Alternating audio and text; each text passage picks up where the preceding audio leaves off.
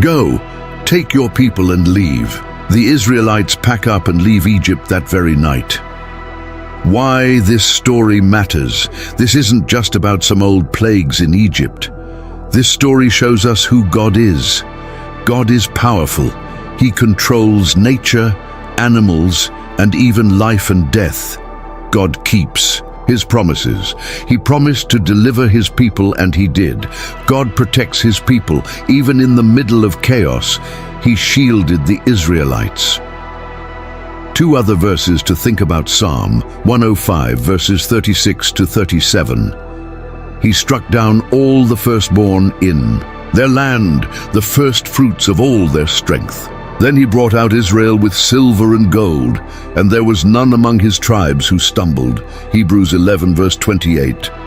By faith, He kept the Passover and sprinkled the blood, so that the destroyer of the firstborn might not touch them. The 10 plagues remind us that God is in control, even when things seem impossible. Pharaoh thought he was the most powerful person around, but God showed him who's really in charge. And just like God delivered the Israelites, He's still delivering people today. All right, we have talked about the 10 plagues and how God showed His power to Pharaoh and the Egyptians. After the last plague, the death of the firstborn, Pharaoh finally let the Israelites go. But that wasn't the end of the story. Let's talk about what happened next when God led His people out of Egypt. So after the death of the firstborn, Pharaoh couldn't take it anymore. He called Moses and Aaron in the middle of the night and said, "Take your people and go worship your God. Leave Egypt right now." The Israelites didn't waste any time. They packed up their stuff, took their flocks, and even asked the Egyptians for gold, silver, and clothes, just like God told them to. And you know what? The Egyptians gave them everything. They just wanted them gone. That night, about 600,000 men left Egypt, not counting women and kids. It was a huge crowd, and they all walked out, free for the first time in generations. Now here's where it gets really cool. God didn't just set them free and leave them on their own. He stayed with them. During the day, He led them with a pillar of cloud, and at night, it was a pillar of fire.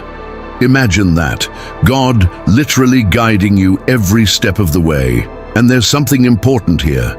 God didn't take them on the fastest route to the promised land. Instead, He took them through the wilderness, near the Red Sea. Why? Because He knew they weren't ready for battle yet. If they saw war too soon, they might get scared and want to go back to Egypt. But guess what? Pharaoh had second thoughts. After the Israelites left, Pharaoh and his officials were like, "Wait a minute, what did we just do? We let all our slaves go." So Pharaoh gets his army together, 600 of his best chariots, plus a bunch of other soldiers, and chases after the Israelites. Imagine how terrifying that must have been for the Israelites. They're out there in the wilderness, no weapons, no army, and now the most powerful army in the world is coming after them. When the Israelites saw Pharaoh and his army coming, they freaked out. They started complaining to Moses, "Why did you bring us out here to die? We were better off as slaves in Egypt." But Moses, he stayed calm and said, "Don't be afraid. Stand firm and see the deliverance the Lord will bring you today. The Egyptians you see today, you will never see again." God tells Moses to raise his staff and stretch it over the Red Sea. And when he does, boom, the sea splits in two. There's a dry path right through the middle, with walls of water on both sides. The Israelites start walking through, and Pharaoh's army follows. But once the Israelites are safe on the other side, God tells Moses to stretch out his staff again. The waters crash back together, and Pharaoh's army is completely wiped out. Not one of them survives.